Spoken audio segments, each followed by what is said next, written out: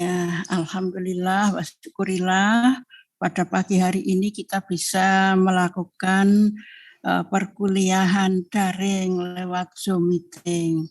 Ada baiknya supaya saya bisa berhadapan dengan adik-adik, tolong kameranya on. Kalau seperti ini saya berhadapan dengan nomor-nomor ya, tidak ada orangnya. Kalau sekarang saya tahu, oh ini ada Mas Ardiansyah, ada Mbak Fatimah, ada siapa? Yang lain-lain. Tolong dibuka ya. Mohon maaf untuk minggu kemarin kita tidak bisa Zoom karena memang sedang digunakan. Kalau sekarang sudah bisa menggunakan. Kemarin Bapak Ibu dosen itu sedang mempersiapkan akreditasi perpanjangan akreditasi A BAN PT gitu. Alhamdulillah sekarang sudah bisa. Dan ini saya diminta untuk mengajar mata kuliah baru namanya TMPA, Teori dan Metode Perancangan Arsitektur 2. Dulu tidak ada. Jadi mulai semester ini kita sudah menggunakan kurikulum 2021, kurikulum kampus Merdeka, di mana banyak terjadi konversi mata kuliah, kemudian peralihan mata kuliah gitu. Seperti sejarah arsitektur Islam, kemudian konsep arsitektur Islam itu dilebur, kemudian dimasukkan ke TMPA 2 ini. Kemudian yang perancangan arsitektur Islam diisi oleh mata kuliah yang lain gitu.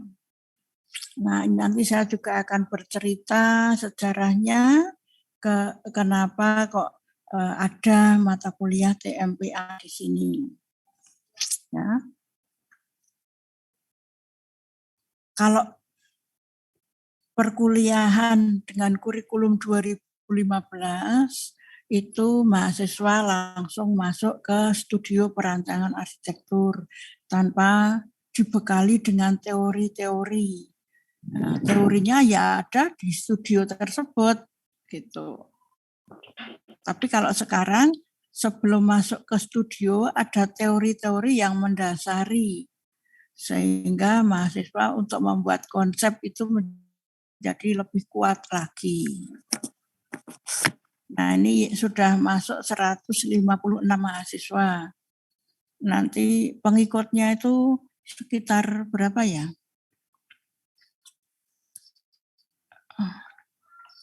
Mungkin 190-an atau 100 berapa untuk TMPA.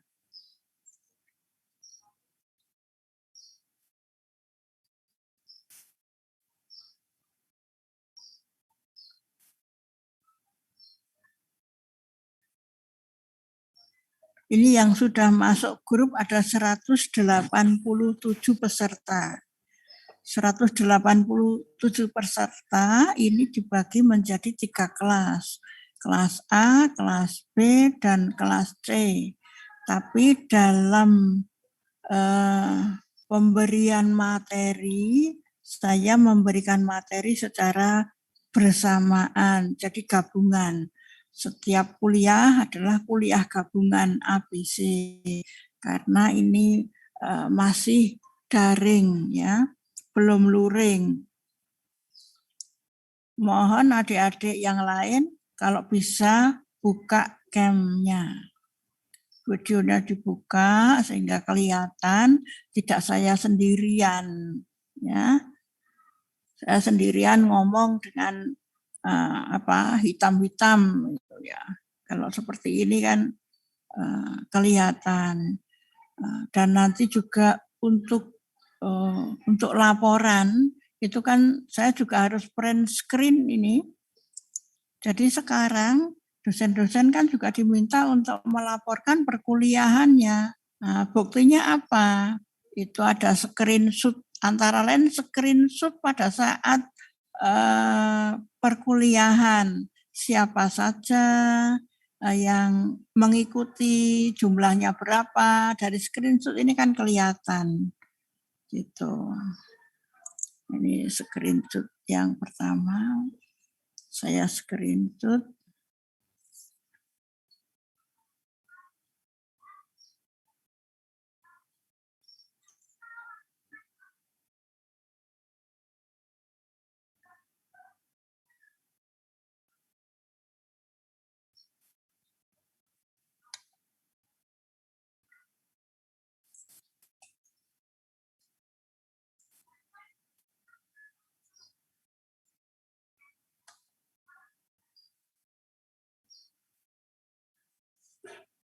Nah,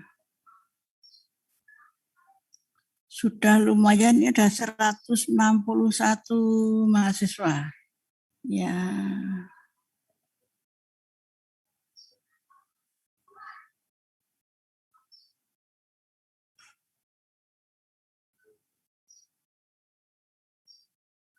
Pesertanya sudah 164. Sudah lumayan. Ya, saya bisa mulai. Wassalatu wassalamu ala asrofil anbiya wal mursalin wa ala alihi wa sahbihi ajmain. Rabbi zidni ilma warzuqni fahma. Rabbi sahri sadri yasirli amri wahlul 'uqdatam min lisani yafqahu qawli. Amin. Apakah suara saya bisa didengar jelas atau bergema atau bagaimana? Jelas? Bisa jelas ya? Jelas, Bu. Jelas, Bu. Jelas ya. Kalau saya menggunakan headphone dengan yang tidak, lebih jelas yang mana? Mungkin lebih jelas pakai headphone ya? Iya, Bu. Nah, saya akan mulai dengan presentasi mata kuliah TMPA. Jadi yang saya berikan sekarang ini adalah materi perkuliahan pertama dan kedua yang tanggal 7 yang seharusnya saya berikan minggu kemarin, tapi terkendalanya Zoom-nya tidak ada. Jadi sekarang ada 2 materi minggu pertama dan minggu kedua yang akan saya berikan kepada adik-adik. Nah, ini mulainya jam 10.42. Saya biasanya kalau memberikan kuliah 1 jam itu sudah isi banyak. Coba. Nah, tadi.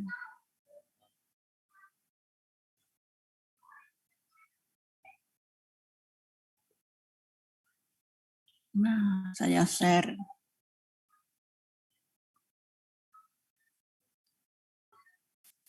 Sudah kelihatan ya? Sudah, Bu. Sudah, Bu. Ya.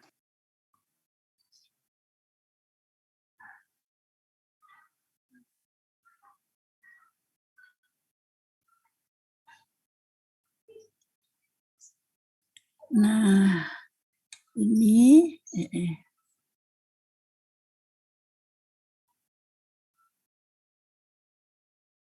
ini mata kuliah TMPA 2. TMPA 2 itu namanya T-nya teori dan metode perancangan arsitektur 2. Sekarang kodenya pakai ARTS. ARTS 30542. Ini kuliah perdana tanggal 7 September.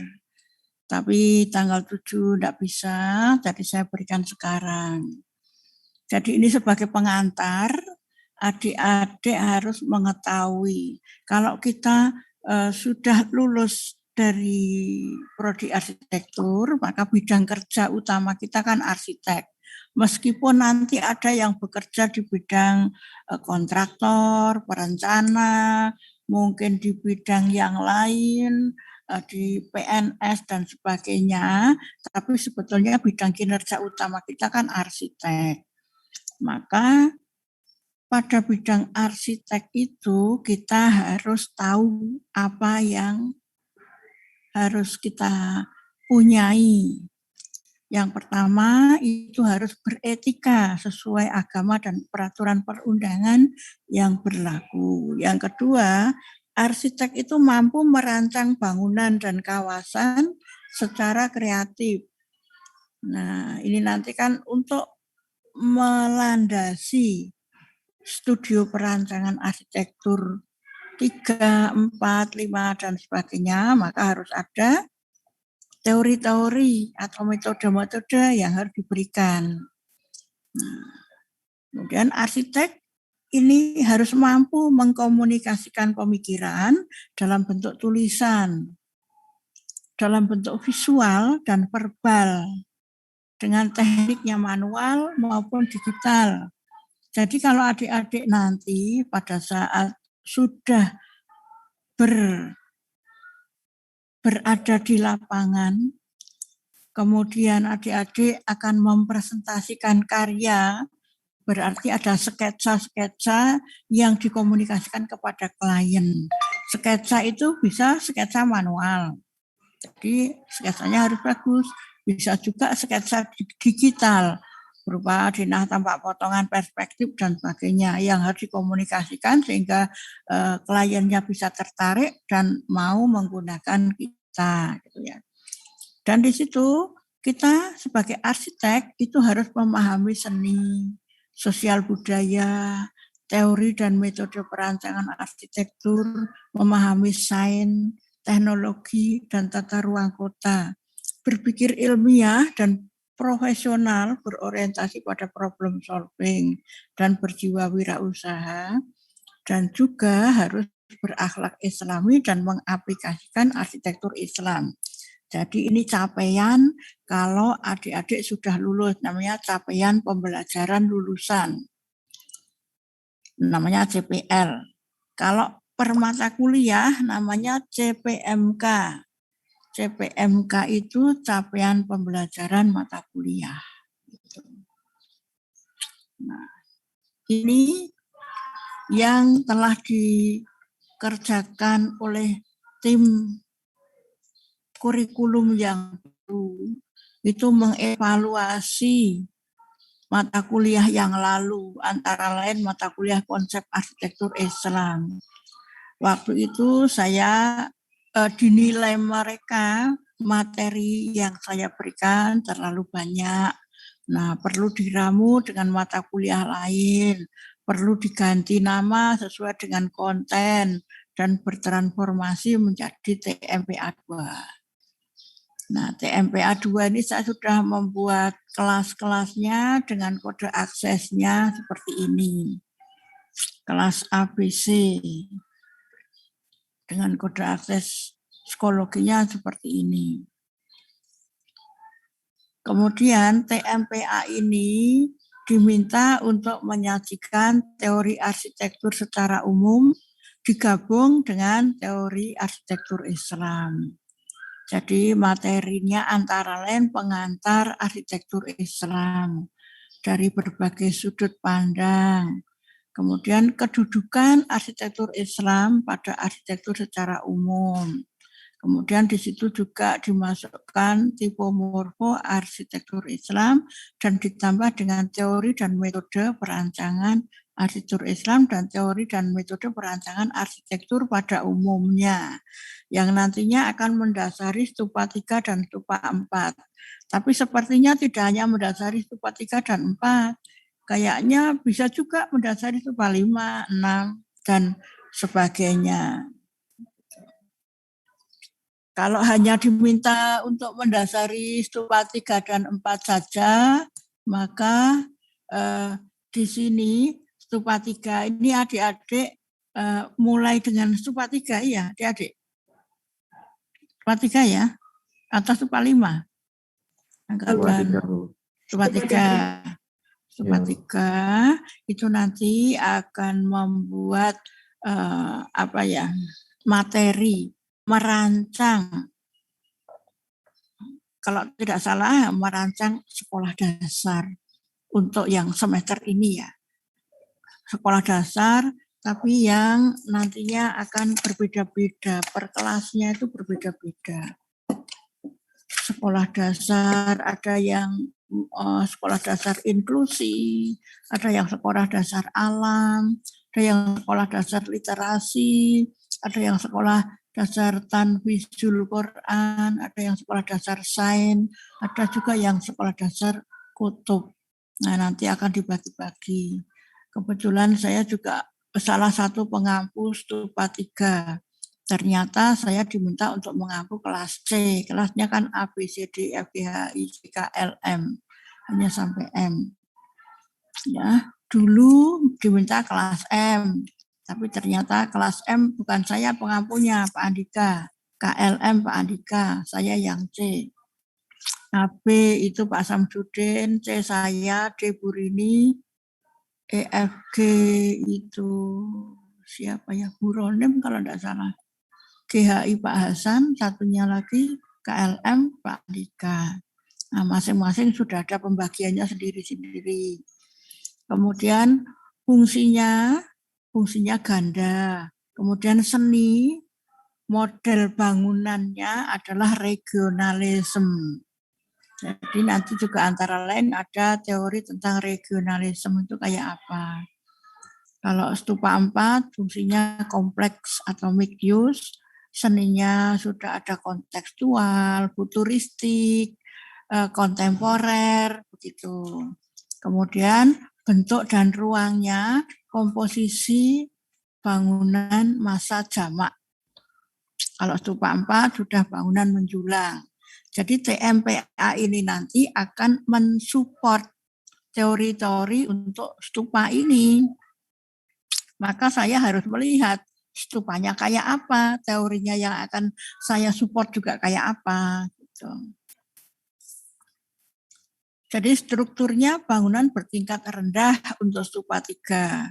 Untuk SD itu ada bangunan utama yang 4 lantai. Kemudian 2 bangunan penunjang yang lain itu bisa 2 atau 3 lantai. Kalau sudah stupa 4 itu nanti sudah high rise building yang lebih dari 8 lantai. Utilitasnya kawasan, sudah ramah lingkungan itu pencahayaan dan penghawaan buatan. Site-nya kontekstual dengan site yang ada di lingkungan. Nanti lokasinya akan menyesuaikan. Lokasinya nanti memilih lokasi di mana yang cocok untuk proyek tersebut. Kemudian ada konsep Islamik. Entah konsep Islamiknya ini masih dipakai atau tidak ya. Nanti masih akan dirapatkan lagi. Ini menerapkan prinsip suci, prinsip mahram, dan mempermudah ibadah. Ataukah hanya lebih dipermudah lagi menjadi mana yang boleh, mana yang tidak boleh. Gitu. Produknya desain berupa gambar 2 dimensi, 3 dimensi, maket, dan poster. Gitu. Ini yang saya pahami untuk mensupport stupa 4 dan stupa 3. Nah, sekarang kita masuk ke materi yang pertama yang harusnya saya berikan pada saat minggu yang lalu, tanggal 7. Ini pengantar, masuk pengantar dulu. Pengantar arsitektur Islam sebagai sudut pandang, termasuk Islam dalam konteks budaya. Sebelum masuk ini, saya mohon adik-adik kan sudah punya kelas grupnya sendiri, kelas A, kelas B, dan kelas C. Tolong nanti dibuat presensi, masing-masing presensinya sendiri-sendiri, presensi kelas A, tolong nanti dibuat presensi dengan Google. Kemudian presensi kelas B juga seperti itu, presensi kelas C seperti itu, nanti dikirim ke saya, minta tolong masing-masing ketua kelas ABC-nya, ya. Mungkin bisa di-share di pertemuan ini, bisa mahasiswanya bisa langsung mengisikannya. Nah, ini antara lain saya menggunakan buku saya, Konsep Arsitektur Islam. Buku ini ada di Muhammadiyah University Press. Bisa dibeli dengan menggunakan voucher. vouchernya adik-adik kan ada 100.000 itu ya, bisa digunakan. Ini kayaknya dijual 70.000 atau apa ya, itu yang tahu bookstore. Nanti adik minta kepada bookstore itu. Ini buku yang harus dipunyai.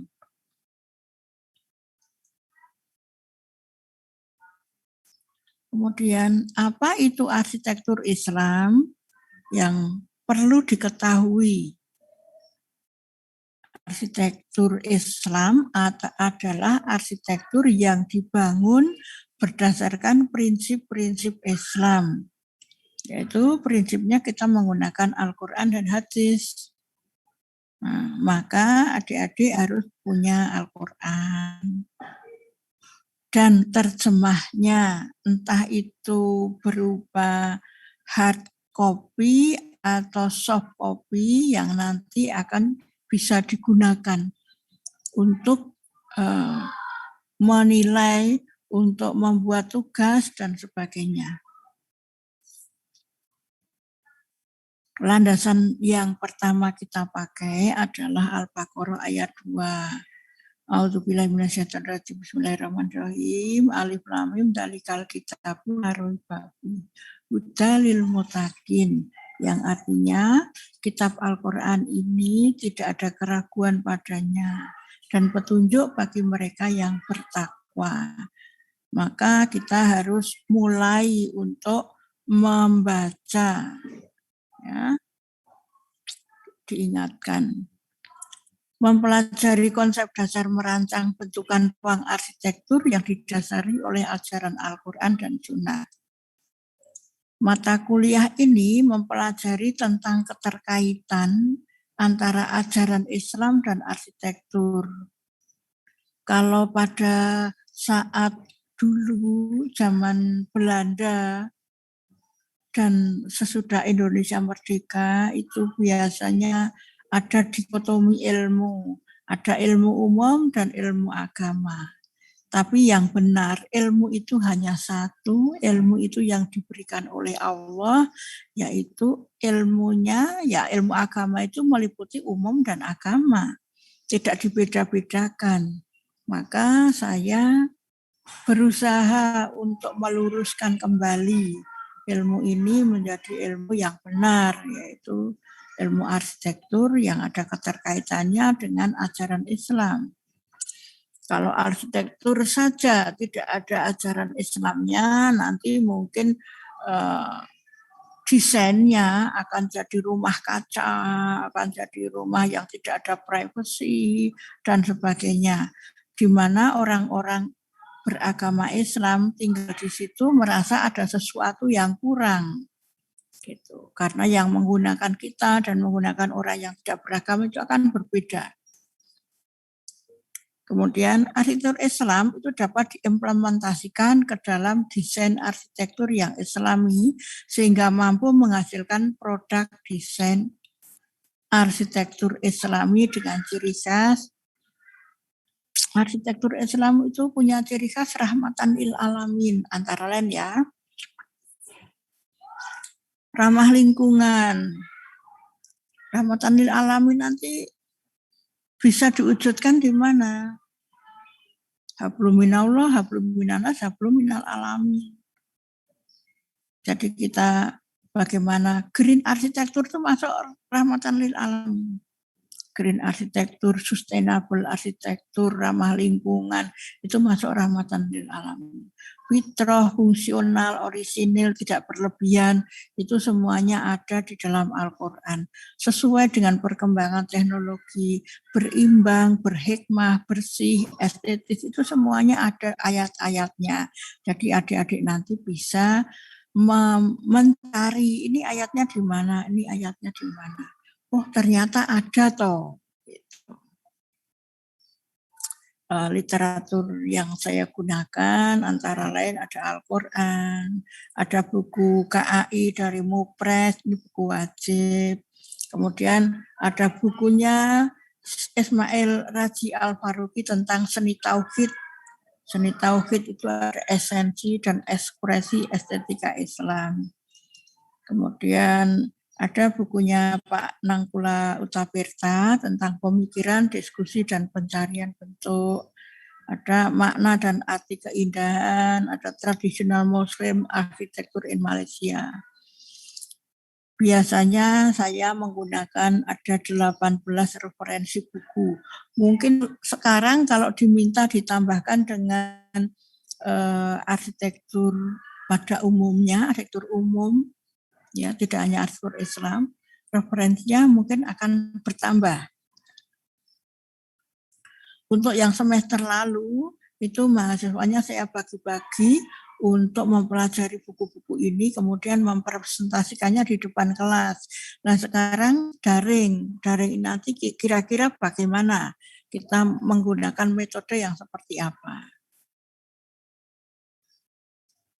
Nah ini buku-buku yang kemarin saya gunakan ini, semua bukunya saya punya. Nah ini adik-adik bisa mencari bukunya sendiri atau yang kemarin pada saat daring bisa pinjam ke saya. Karena ini daring ya enggak tahu nanti bagaimana. Ini antara lain bukunya membaca konsep arsitektur Vitruvius. Ada refleksi dan transformasi nilai-nilai ilahiyah. Ada pemikiran, diskusi, dan pencarian bentuk menuju kota berkelanjutan yang berperspektif Al-Quran. Ini berkaca pada kota alam. Jadi nanti teori-teorinya banyak sekali. Rumah ramah lingkungan yang interpretasi dari arsitektural konsep Islam dalam hunian. Ada lagi cahaya dalam arsitektur. Kota menurut Islam. Ada seni tauhid, makna dan arti keindahan, spiritualitas dan seni Islam, peran penting pemakaman dalam Islam, ya. Kubingkai arsitek menjadi sidik, Islamisasi pengetahuan, peradaban dan arsitektur zaman pertengahan, Arabic Islamic Cities, desain kriteria for most and Islamic Center, tradisional Islamic Principle of Built Environment dan peradaban dan arsitektur modern. Yang nomor 15, 16, 17 ini buku dalam bahasa Inggris. Tapi kemarin juga saya minta adik-adik untuk mempelajarinya.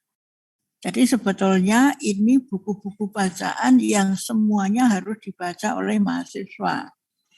Nah, entah nanti ini caranya bagaimana.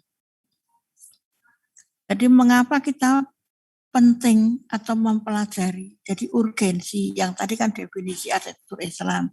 Definisinya adalah arsitektur yang berdasarkan Al-Quran dan Hadis. Kenapa penting? Karena kalau bukan kita yang mempelajari, siapa lagi? Konsep ini penting dipahami oleh arsitektur Muslim. Nah, prosesnya gimana? Kita pelajari Al-Quran, digali bagian mana yang cocok, terjemahannya seperti apa, tafsiran agama seperti ini, kemudian tafsir untuk implementasi ke dalam bangunannya seperti apa, kemudian wujudnya bagaimana. Misalnya sama-sama masjid, tapi wujudnya di berbagai kota berbeda. Sama-sama rumah, tapi wujudnya rumah masa lalu, rumah adat Kudus berbeda, rumah adat kota Surakarta, Joglo itu juga berbeda lagi. Kemudian rumah yang sekarang itu juga berbeda lagi. Nah, ini kalau dilihat dari sudut pandang arsitektur Islam seperti apa, kok realitanya berbeda-beda. Kalau kita melihat antara arsitektur dan arsitektur Islam, itu bedanya ada di mana? Kalau arsitektur adalah sifatnya itu universal, untuk semua orang sama. Seni bangunan dan sifatnya universal. Arsitektur itu merupakan bagian dari kebudayaan masyarakat.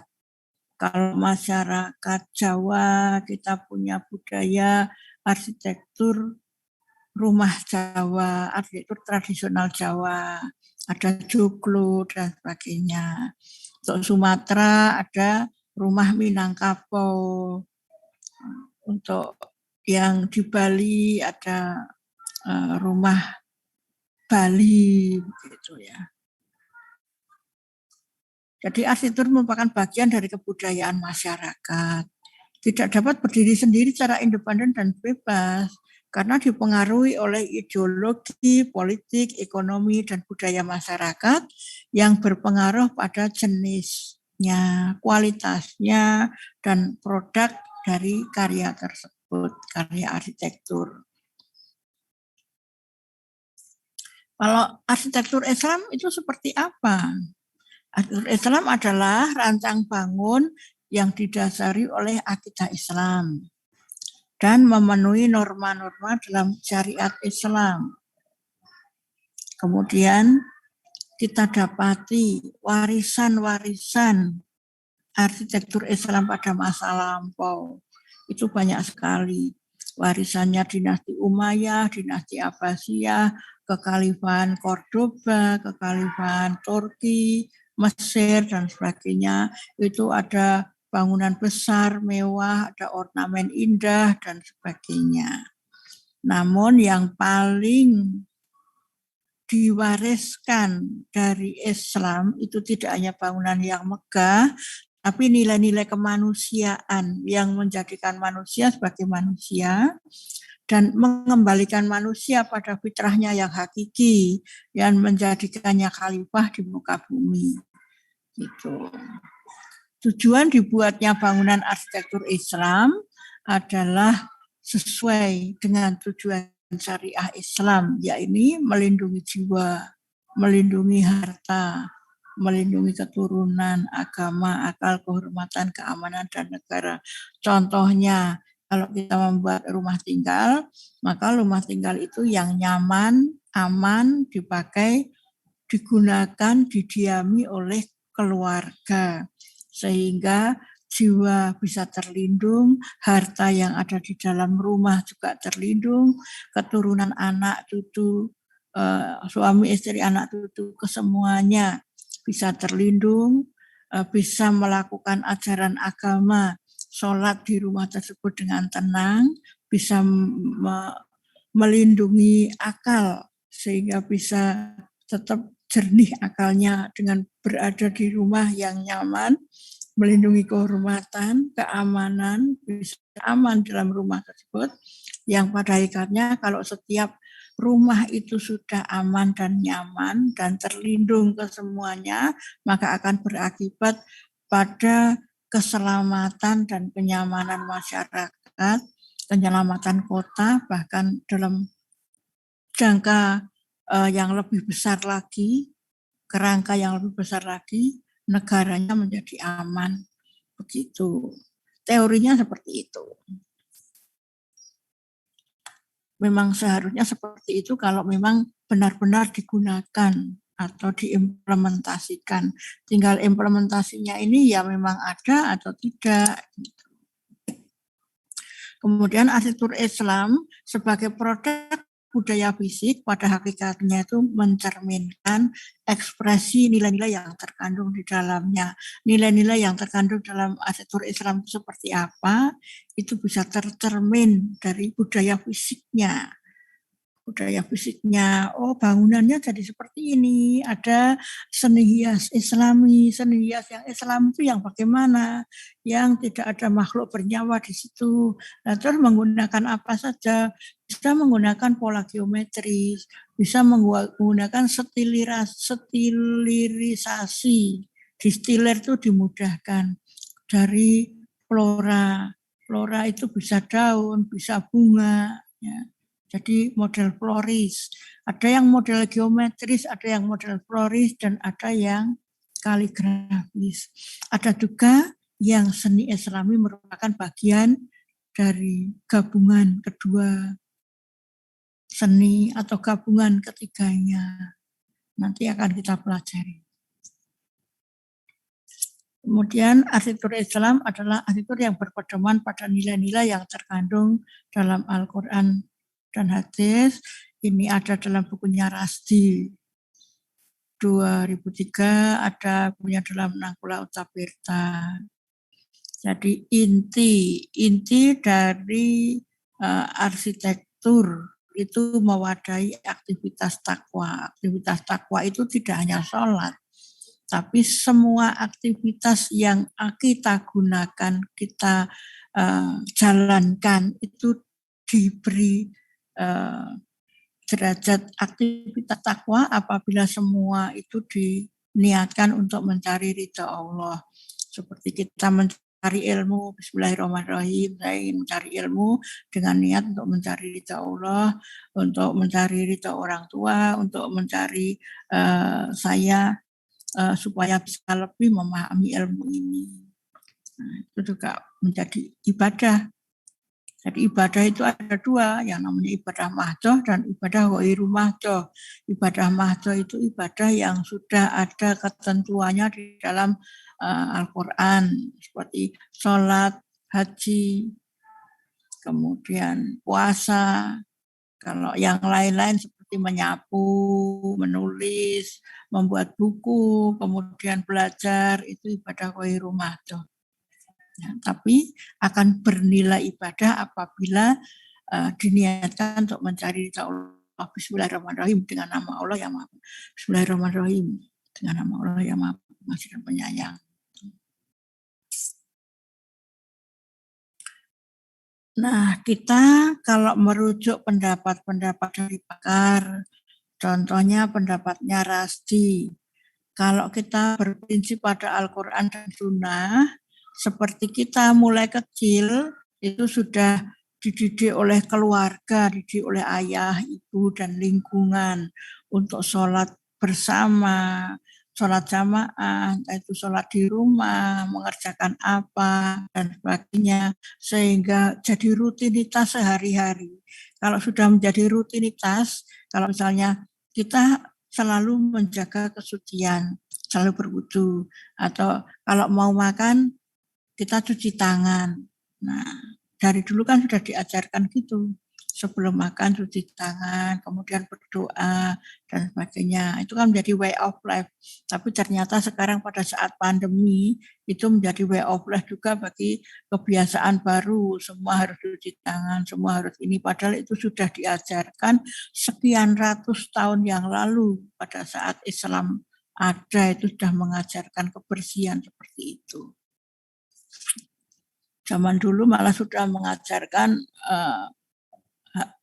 kalau bisa punya wudu, kalau mau makan cuci tangan, kalau mau tidur tempat tidurnya dibersihkan dulu dan sebagainya. Itu kebersihan sudah ada.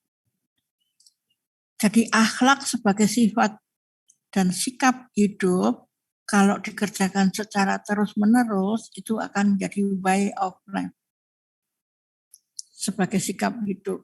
Nah, ada dua pendekatan untuk memahami arsitektur Islam. Ada yang berorientasi pada objek dan ada yang berorientasi pada nilai. Kalau kita menilai hanya orientasinya pada objek, itu kadang-kadang penilaian kita akan salah. Contohnya, sebagai contoh, kalau masjid itu di atasnya ada kubah bentuk lengkung. Kemudian orang menilai semua bentuk lengkung adalah masjid. Nah, karena hanya nilai objek. Padahal itu salah. Karena kita juga dapati gereja belenduk. Gereja yang di atasnya ada bentuk kubah. Jadi bentuk kubah itu tidak hanya digunakan untuk masjid, tapi juga digunakan untuk gereja. Apalagi yang di Hagia Sophia itu dulunya masjid, kemudian ganti menjadi gereja dan sebagainya. Jadi di sini kita menggunakan pendekatan dari nilai-nilai hakiki yang ada di dalam bangunan tersebut. Kalau nilainya sudah ada, bangunannya sudah ada, itu dinilai. Tapi kalau kita baru merencanakan bangunan, maka harus ada nilai-nilai arsitektur yang dimasukkan. Jadi ada dua hal yang harus kita pegang. orientasinya pada nilai, pada bangunan yang sudah ada cara menilai bagaimana. Kalau pada bangunan yang belum ada baru direncanakan, maka nilai-nilai Islami itu yang harus ditampilkan atau diwujudkan dalam wujud desain yang seperti apa.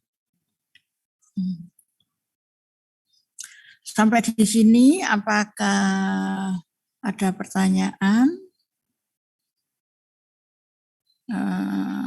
Kalau tidak ada pertanyaan, saya lanjutkan.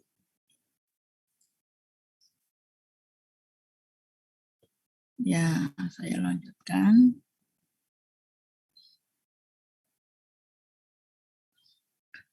Ciri-ciri arsitektur Islam.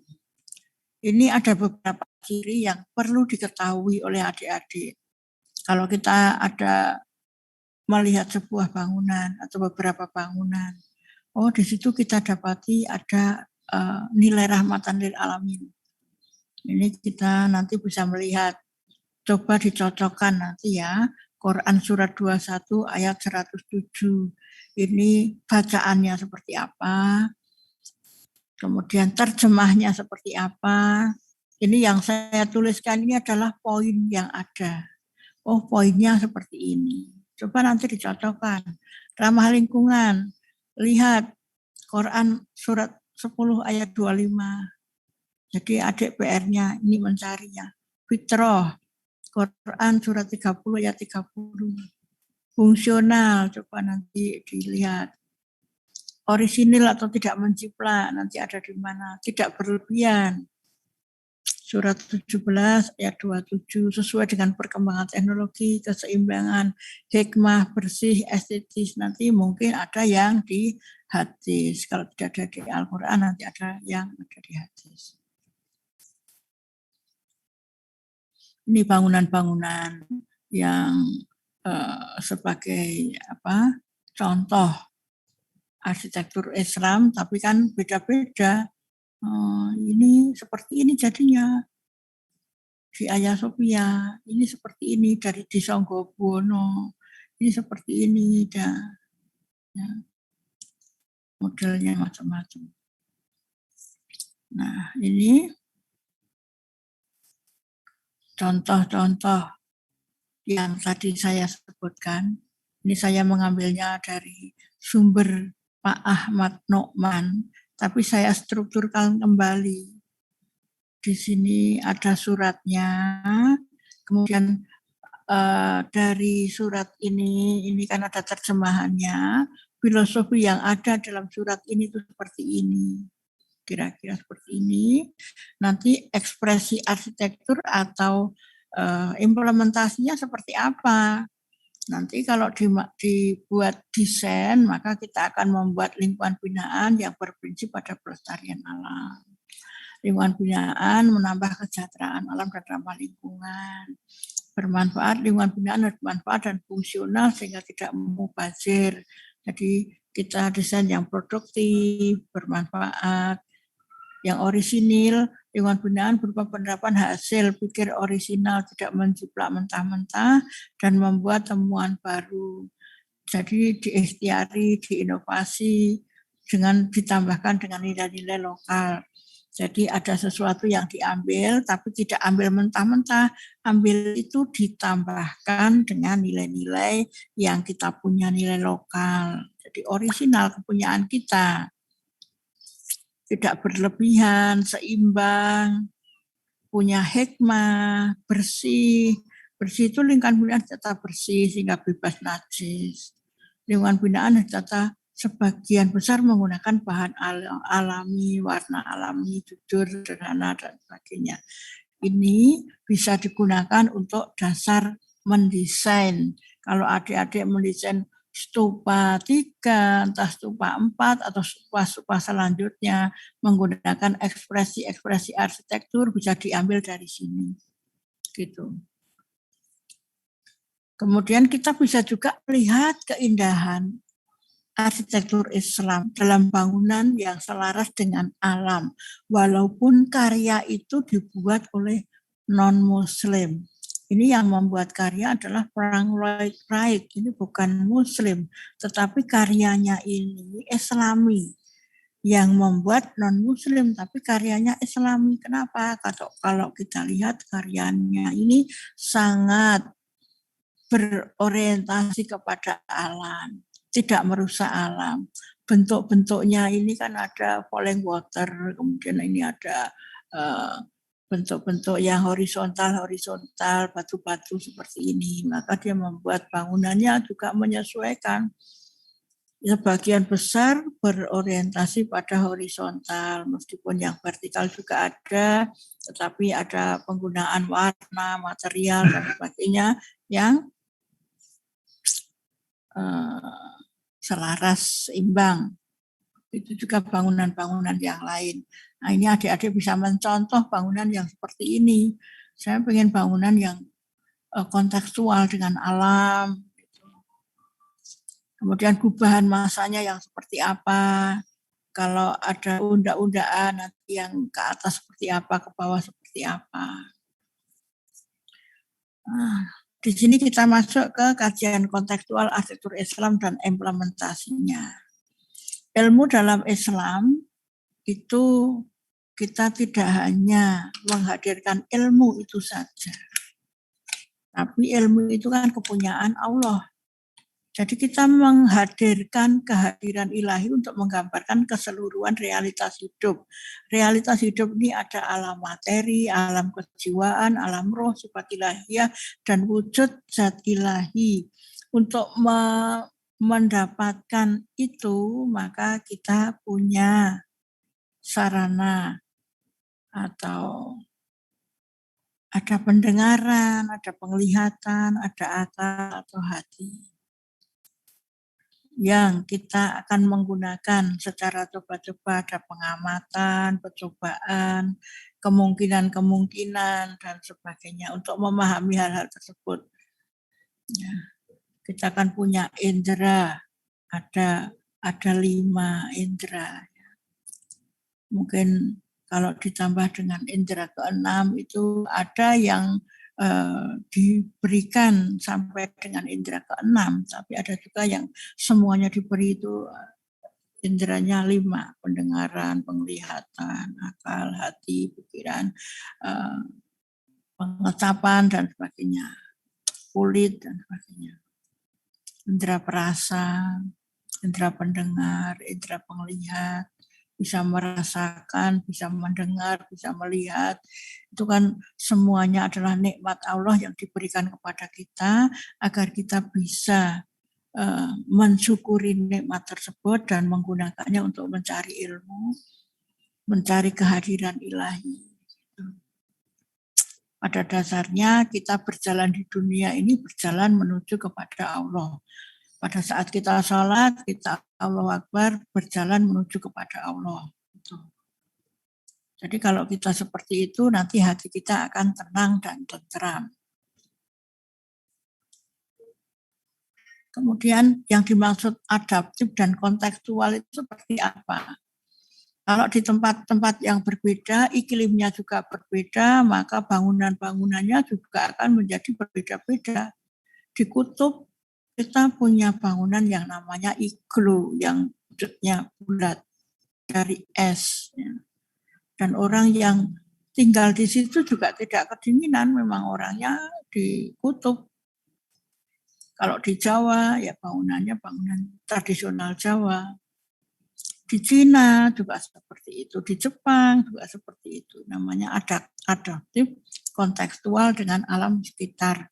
Ini juga merupakan arsitektur Islam, karena arsitektur yang menyesuaikan dengan alam sekitar. Alam sekitar itu juga kepunyaan Allah, maka kita bisa menggunakan apa-apa yang ada di situ.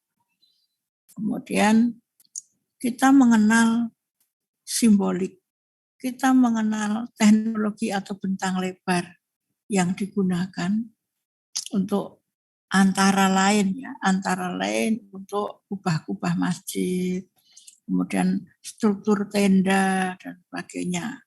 Dahulu pada saat belum ditemukannya struktur bentang lebar, kalau ada bangunan 60 meter kali 60 meter itu kan kolomnya banyak sekali.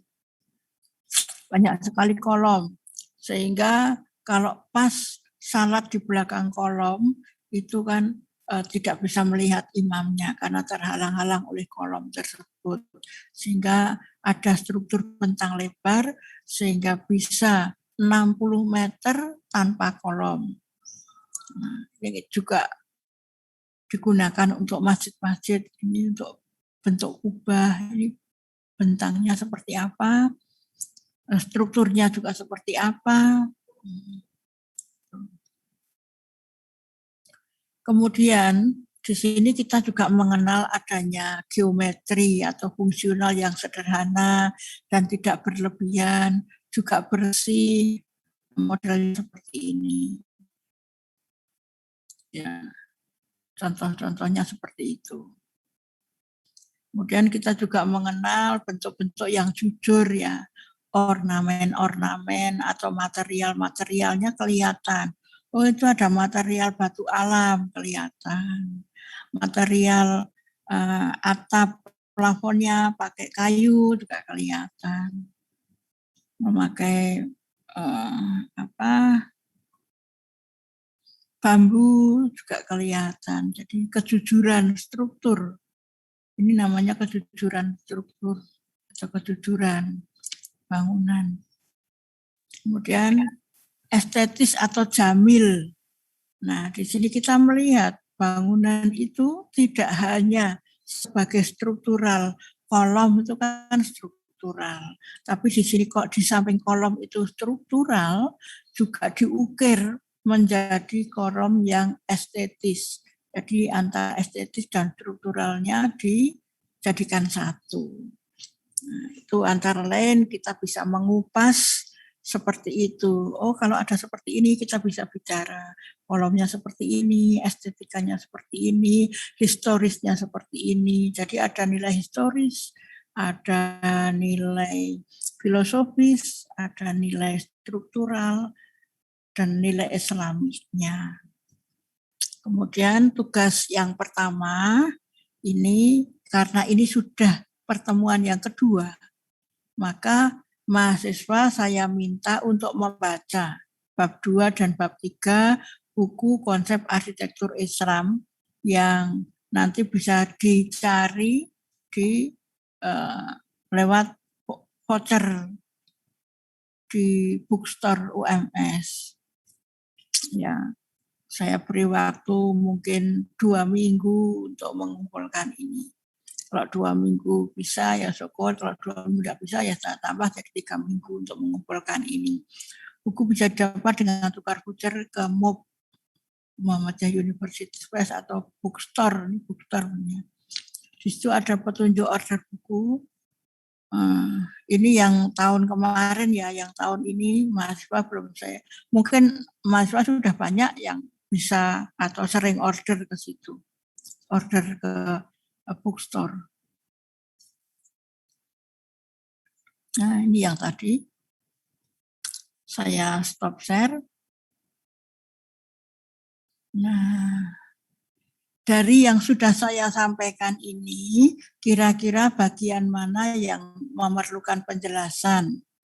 Jadi ini adalah awal dari mata kuliah TMPA 1. Ini ada 180 mahasiswa yang ikut. Di sini ada 187 yang ikut yang mengikuti mata kuliah TMPA yang di grup TMPA. TMPA 2 ini ada 188 peserta. Ya. Jadi ini hampir semuanya ikut.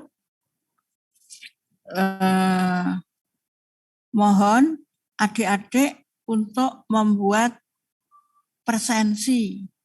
Ini tadi masing-masing kelas belum dibuatkan ketua kelasnya ya. Saya mohon ada kelas A yang membuat presensi. Kelas B juga dibuat presensi, kelas C juga dibuat presensi. Nanti hasilnya dikirim email ke saya, boleh dikirim lewat grup WA TMPA 2 juga boleh. Itu. Karena pada dasarnya saya kalau melaporkan ke prodi itu laporannya per kelas.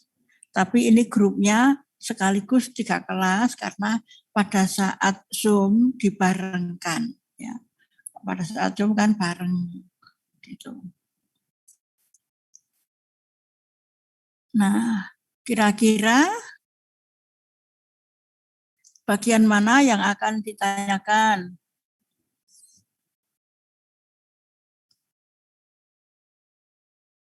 Kalau bukunya sudah bisa pesan sendiri ya? Sudah pernah pesan kan? Sudah, Bu. Sudah pernah pesan, berarti sudah bisa pesan. Kalau pesan buku biasanya gimana? Seminggu, 2 minggu sampai? Kalau saya 3 hari saja sudah sampai, Bu. Oh, 3 hari sampai. Malah lebih enak kan 3 hari sampai. Saya memberikan waktu 2 minggu adik-adik untuk meringkas. Tapi kalau seminggu selesai ya segera dimasukkan. Ya, coba pelajari. Karena buku ini buku wajib bagi semua mahasiswa. Itu ada berapa bab ya? 6 bab. 6 bab itu harus dibaca semua. Padahal buku-buku yang lain yang akan saya berikan itu banyak sekali, ada 18 buku. Kalau itu sudah selesai, nanti mulai buku yang lain.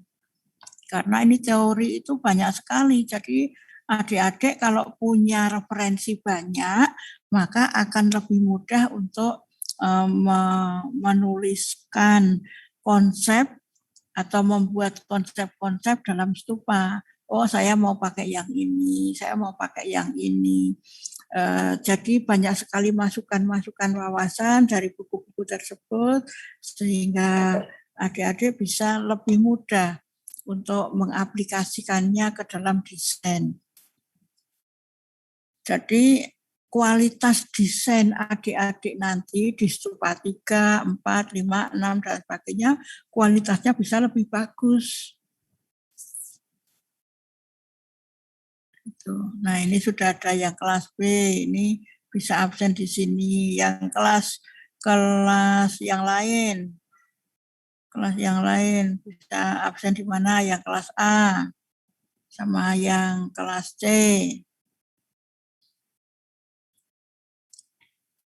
Jadi saya di sini diamanai untuk memberikan wawasan kepada adik-adik tentang teori arsitektur Islam maupun teori arsitektur umum yang akan mendasari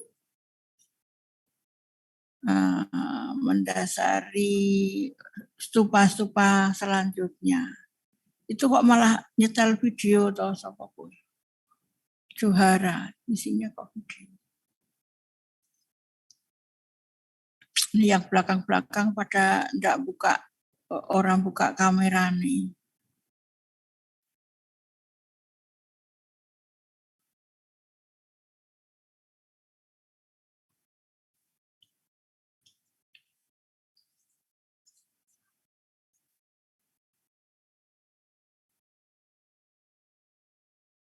Nah, ini sudah pada buka kamera. Karena untuk mahasiswa angkatan 2020 itu saya sama sekali belum pernah ketemu dengan mereka ya. Kita kan setahun daring, setahun lebih. Ini pandeminya kan sudah tahun lebih ya. Jadi mahasiswa yang angkatan 2020 ini belum pernah ketemu dengan dosennya. Ini 2020. Belum pernah, Bu. Belum pernah tahu? Belum pernah ketemu dengan dosennya. Kecuali kemarin pada saat gambar teknik itu ada beberapa mahasiswa yang ketemu saya untuk membuat video bareng-bareng, itu aja yang ketemu dengan saya. Nah, dengan seperti ini kan saya kenalan, orang kita kenalan ini di medsos, hanya lihat di sini. Jadi sekarang banyak adik-adik yang di mana? Banyaknya di luar kota ya. Yang di Solo enggak ada. Di Solo, Bu. Ada yang di Solo. Jadi itu yang saya berikan. Itu sudah kelas C sudah ada. Kelas Bu, izin kelas bertanya, A, Bu. kelas B, ya. Apa Mbak? Untuk offline-nya itu jadi enggak ya, Bu? Offline.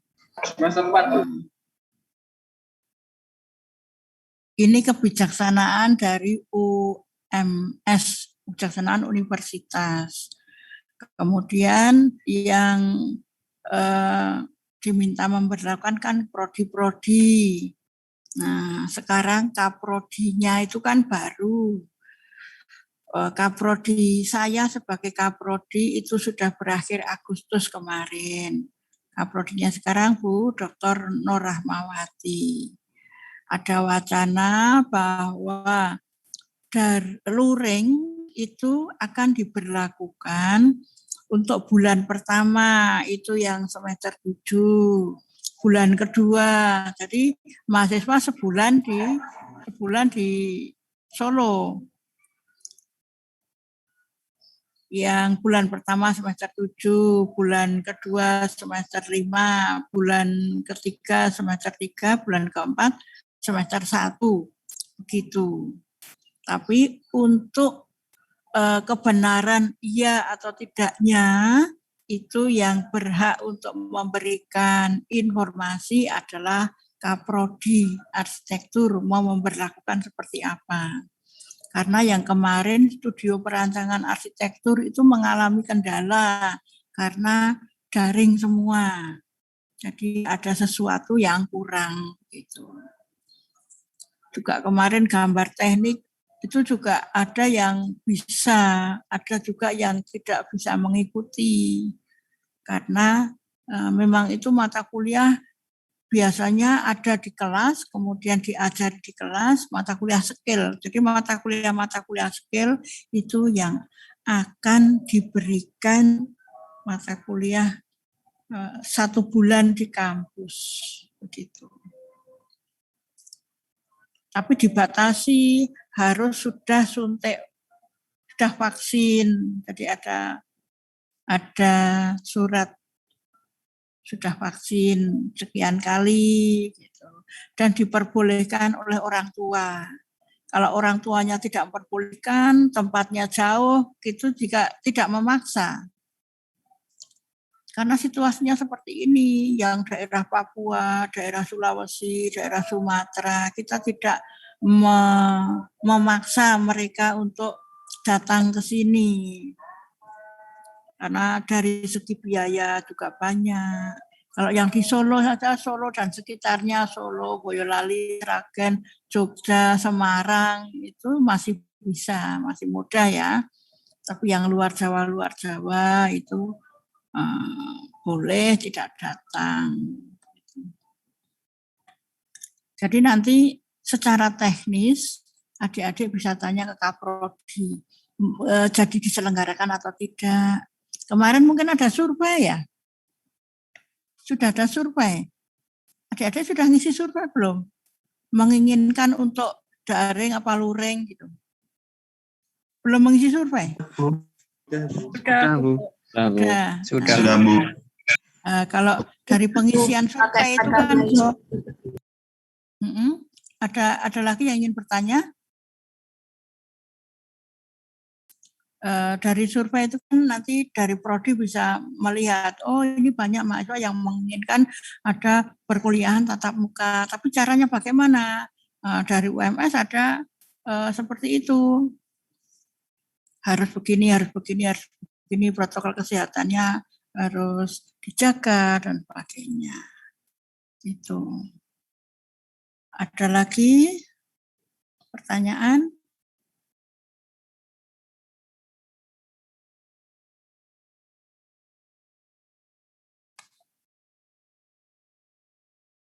Ada pertanyaan adik-adik?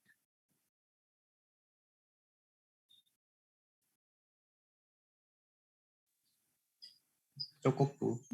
Cukup ya, karena ini sudah zuhur, sudah azan juga.